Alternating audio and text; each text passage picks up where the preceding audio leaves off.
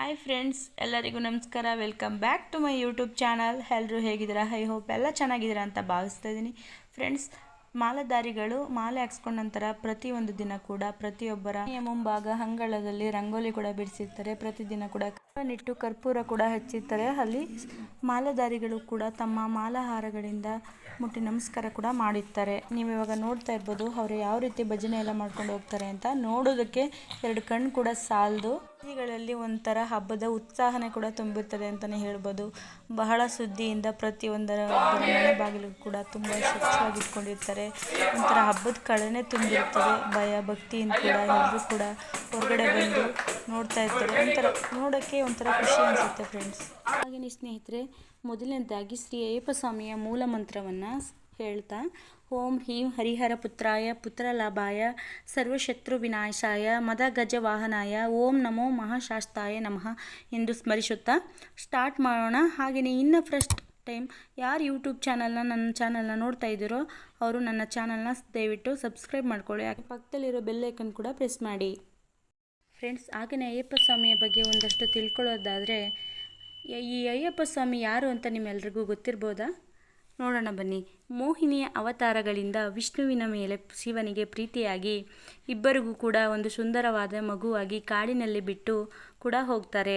ತುಂಬ ವರ್ಷಗಳಿಂದ ಮಕ್ಕಳಾಗಲಿಲ್ಲ ಎಂದು ಕೊರಗುತ್ತಿದ್ದ ರಾಜನಿಗೆ ಇತ್ತ ಈ ಒಂದು ಮಗು ಕೂಡ ಸಿಗುತ್ತೆ. ಆ ಮಗುವಿನ ಕತ್ತಿನಲ್ಲಿ ಸುಂದರವಾದ ಮಣಿಗಳು ಇದ್ದಿದ್ದರಿಂದ ಮಣಿಕಂಠ ಎಂದು ಆ ರಾಜ ಕೂಡ ಹೆಸರಿಡ್ತಾನೆ. ಆದರೆ ಈ ರಾಜನ ಹೆಂಡತಿ ಕೂಡ ಮಗ ಅಂತಲೂ ಕೂಡ ನೋಡೋದಿಲ್ಲ.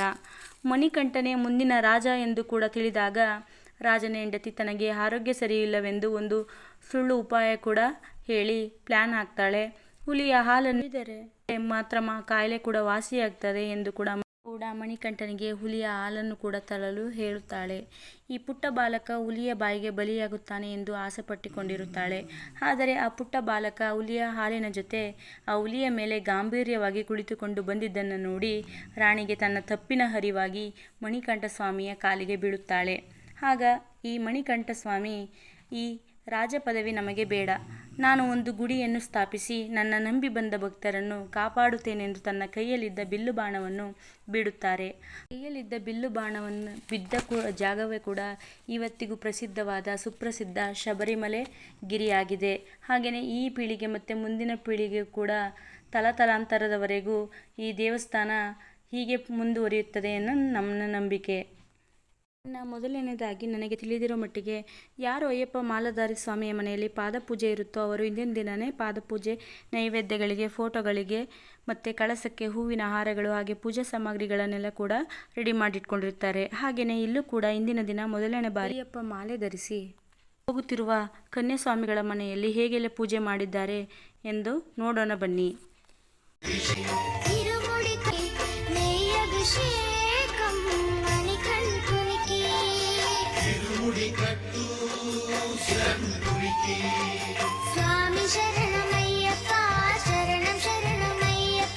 ಇಲ್ಲೂ ಕೂಡ ಯಾರ್ಯಾರು ಮಾಲಾಧಾರಿಗಳಾಗಿದ್ದಾರೆ ಸ್ವಾಮಿಗಳು ಅವರೆಲ್ಲರಿಗೂ ಕೂಡ ಪ್ರತಿಯೊಬ್ಬರಿಗೂ ಪಾದಪೂಜೆ ಮಾಡಿ ಮನೆಗೆ ಬರ ಮಾಡಿಕೊಡ್ತಾರೆ. ಹಾಗೆಯೇ ಇಲ್ಲಿ ನಮ್ಮ ಕನ್ಯಾಸ್ವಾಮಿಗಳಿಗೆ ಕೂಡ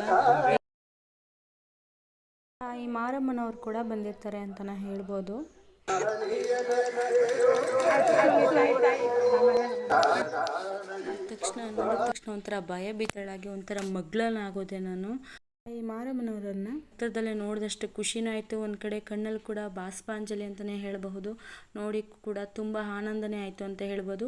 ಅಷ್ಟೇ ಅಚ್ಚುಕಟ್ಟಾಗಿ ಕೂಡ ಎಲ್ಲ ಮಾಲಾಧಾರಿಗಳು ಕೂಡ ತುಂಬ ಚೆನ್ನಾಗಿ ಪೂಜೆಯನ್ನು ಮಾಡಿದ್ದಾರೆ ಅಂತ ಕೂಡ ಹೇಳ್ಬೋದು. ಒಬ್ಬರು ಕೂಡ ಮಾಲಾಧಾರಿಗಳು ತುಂಬ ಅದ್ಭುತವಾಗಿ ಪೂಜೆ ಮತ್ತು ಜಪ ಮತ್ತು ಭಜನೆ, ಅಷ್ಟೋತ್ತರಗಳು ಮತ್ತು ದೇವರಿಗೆ ನೈವೇದ್ಯ ಮತ್ತು ತಣ್ಣೀರು ಸ್ನಾನ ಪ್ರತಿಯೊಂದನ್ನು ಕೂಡ ಮಾಡಿರ್ತಾರೆ. ಪ್ರತಿದಿನವೂ ಕೂಡ ಅಯ್ಯಪ್ಪನ ಸ್ಮರಣೆ ಮಾಡ್ತಾ ಇದ್ದಾರೆ ಅಂತ ಕೂಡ ಹೇಳಬಹುದು. ಇನ್ನು ಯಾರು ಮನೆಯಲ್ಲಿ ಅಯ್ಯಪ್ಪ ಸ್ವಾಮಿಯ ಫೋಟೋ ಪೂಜಿಸ್ತಾರೋ ಅವರು ಕೂಡ ಮನೆಯ ಪೂರ್ವ ದಿಕ್ಕಿನಲ್ಲಿ ಅಯ್ಯಪ್ಪ ಸ್ವಾಮಿಯ ಫೋಟೋವನ್ನು ಕೂಡ ಪೂಜಿಸಿ ಶರಣ ಘೋಷಗಳನ್ನು ಕೂಡ ಹೇಳಿ ಪೂಜೆಯನ್ನು ಕೂಡ ಮಾಡಬಹುದು. ಇನ್ನೂ ಸ್ವಲ್ಪ ಅಷ್ಟೋತ್ತರ ಗೊತ್ತಿರೋರು ಕೂಡ ಅಯ್ಯಪ್ಪ ಸ್ವಾಮಿಯ ಅಷ್ಟೋತ್ತರಗಳನ್ನು ಮಾಡಿ ಪ್ರತಿದಿನ ಮಾಲಾಧಾರಿಗಳು ಕೂಡ ಮಾಡಬಹುದು. ವಿಶೇಷವಾಗಿ ಪೂಜೆ ಎಲ್ಲ ಮಾಡಿಸಿ ಎಲ್ಲನೂ ಕೂಡ ಬಂಧು ಬಾಂಧವರನ್ನು ಕರೆಸಿ ಭಜನೆ ಕೂಡ ಮಾಡಿಸಬಹುದು. ನೀವು ಸೊ ಫ್ರೆಂಡ್, ಅಯ್ಯಪ್ಪ ಸ್ವಾಮಿಯ ಪೂಜೆ ಕೂಡ ಈ ರೀತಿ ಇತ್ತು. ಕೊನೆಗೆ ಪ್ರಸಾದ ಕೂಡ, ನೈವೇದ್ಯ ಕೂಡ ನಮಗೆ ಸಿಕ್ತು. ಸೊ ಫ್ರೆಂಡ್ಸ್, ಇವತ್ತಿನ ವಿಡಿಯೋ ಈ ರೀತಿ ಇತ್ತು. ಸಿಗೋಣ ಮುಂದಿನ ವಿಡಿಯೋದಲ್ಲಿ. ಅಲ್ಲಿವರೆಗೂ ನನ್ನ ನಮಸ್ಕಾರ.